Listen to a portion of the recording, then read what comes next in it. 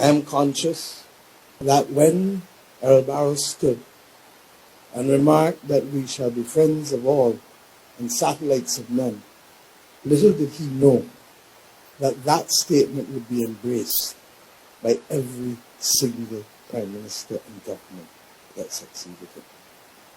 It is as valid today, perhaps even more so, than it was at the time of its initial delivery. And I say so, conscious that principles only mean something when it is inconvenient to stand by them. Conscious that this region must always check itself to ensure that we not become the pawns of others, the satellites of others, but that we keep evermost and uppermost in our minds what we must do for our people without simply becoming pawns on a chessboard for others to be able to benefit from. I am conscious that in the next week questions will be asked as to whether the Barbados Foreign Minister happened to be missing from a meeting in Kingston, in Jamaica, that will take place on Tuesday. And we don't look to pick fights. I don't look to pick fights.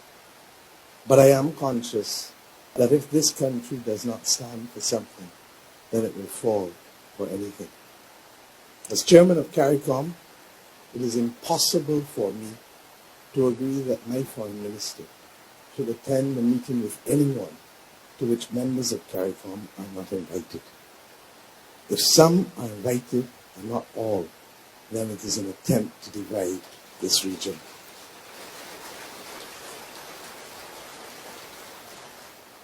But that sense of commitment to principle and that sense of commitment to the thesis expressed by him that we have lived by, friends of all, satellites of none, is really what inspires us to this position today.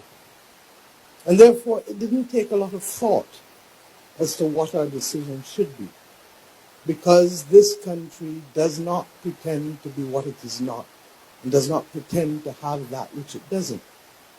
But it does aspire to be sincere and to be correct and to be moral and to be principled.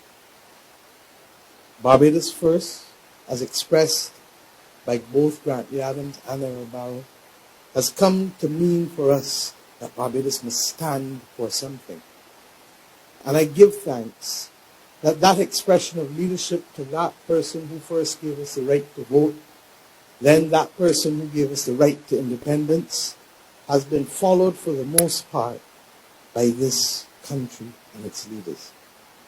Similarly, the understanding that we shall not loiter on colonial premises or loiter on any premises where we are not wanted continues to be as relevant today as it was then.